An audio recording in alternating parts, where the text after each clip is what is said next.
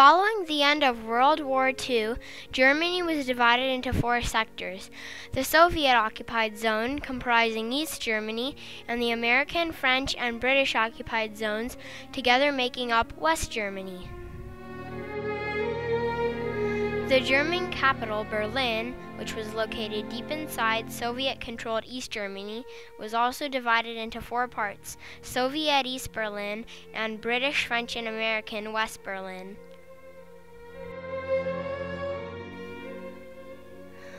On June 24, 1948, the leader of the Soviet Union, Joseph Stalin, ordered his forces to begin the Berlin blockade. The blockade attempted to stop all food, fuel, and other supplies from entering the city in order to starve its 2 million people into submission. Stalin's goal was to control all of Berlin and eventually all of Germany. На вас смотрит весь мир, как на силу способную уничтожить разбойничьи орды немецких захватчиков. Only 1 day later, U.S. President Harry Truman and General Lucius D. Clay ordered the U.S. Air Force to start airlifting coal, milk, food, and other vital supplies into West Berlin to keep the 2 million residents alive during the Soviet blockade. You are listening to the sound of American cargo planes flying over Berlin, recorded on the ground in 1948. When the airlift began, many Air Force pilots from the USA and Britain started flying missions across the Soviet East Germany into Berlin. Pilots transported crates of coal and other supplies into the city, and even dropped candy in little parachutes for the city's cold and hungry children. The following newsreel from 1948 was made in the USA and broadcast in theaters.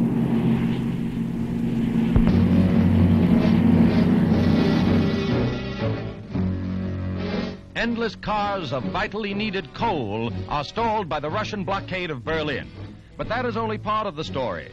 As the red noose is drawn closer about the western sector of the capital, switches are pulled on generators, and the fuel famine forces drastic power cuts.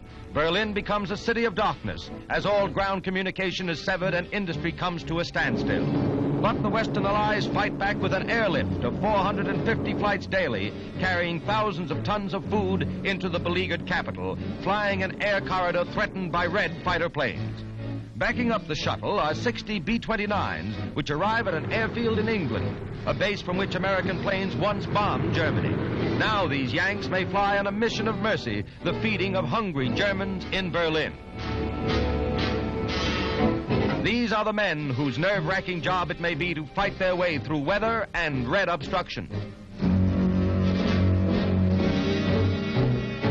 So grave is the crisis that General Clay is recalled to Washington to report on the situation. He is greeted by Secretary of the Army Royal and then is welcomed by Chief of Staff Omar Bradley. On his shoulders may rest the responsibility for peace or war, and the Commander-in-Chief at the White House awaits his appraisal of the most explosive situation yet in the struggle between East and West. The Berlin airlift was also known as Operation Vittles. The most famous airlift pilot was Colonel Gale Halvorsen, who was also called the Candy Bomber, the Chocolate Pilot, and Uncle Wiggly Wings. Colonel Halvorsen began Operation Little Vittles when he started dropping candy for the children of Berlin. The following is part of a video interview used with the permission of Mr. Ralph Grunder.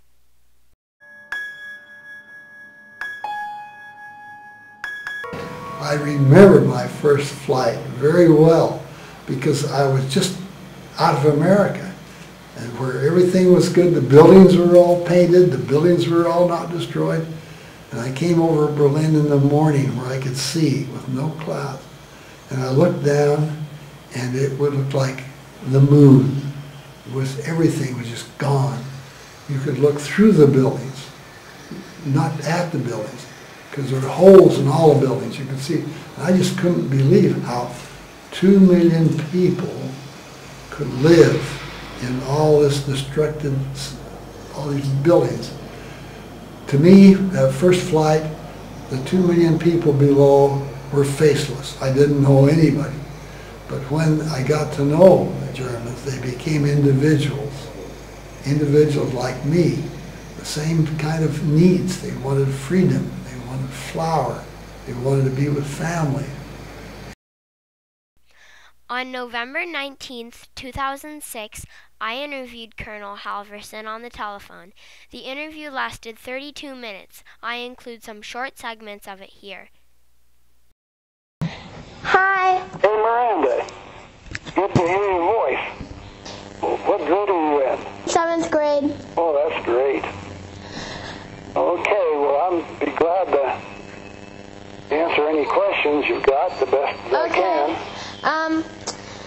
One of my questions is, how did you come up with the idea to drop candy to the people in Berlin? Okay, that's a good question. During the war, World War II, and after World War II, I flew in many foreign countries, and in other countries out of the United States, where people were having a hard time, the children would see an American walk down the street in their country, and the children would chase me in American uniform and beg me for gum and candy. These countries that I'm talking about, and I don't want to name them, but most of them were friendly countries, but they're foreign countries. The children had gum and candy, but they wanted American gum and candy, chocolate. And maybe they didn't have enough money to buy their kind, I don't know. But children about 8 to 14 years of age about, or and some younger and some older, would see me coming down the street in my Air Force uniform and would run behind in groups and stop you in the street and beg, please give me some American chocolate, American gum, and taking movies. And there's a space between the barbed wire fence and the bombed out buildings, a pretty big space, a couple hundred yards. And we were very low right there because we had to get down on the ground quickly. And I'd take movies, and on the other side of the barbed wire fence, all of a sudden I noticed about 30 children, about 8 to 14 years old age, standing on the other side of the barbed wire, looking at me in a uniform. And they started to tell me, they said, don't worry about us. If this blockade is still going on, and when winter comes, you're going to have trouble landing here in the city. The airport was built right in the city by Hitler, and it was hard to get down quick enough. The runway wasn't as long as it should have been. And so they said, don't worry about us. We don't have to have enough to eat. Just give us a little. Someday we'll have enough to eat, but if we lose our freedom, we'll never get it back. Now, these are German kids that could hardly speak English. They took English in the school. But Hitler's past and Stalin's future was their nightmare. And American-style freedom was their dream. And so they said, don't worry when you can't land. Just don't give up. If you don't give up, we won't give up.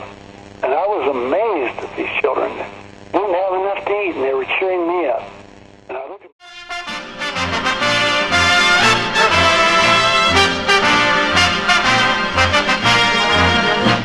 the weather's fine for flying. The fog has gone to bed.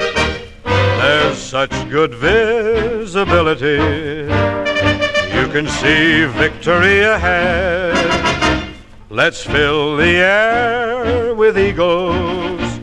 Let's fill the clouds with men. And we will see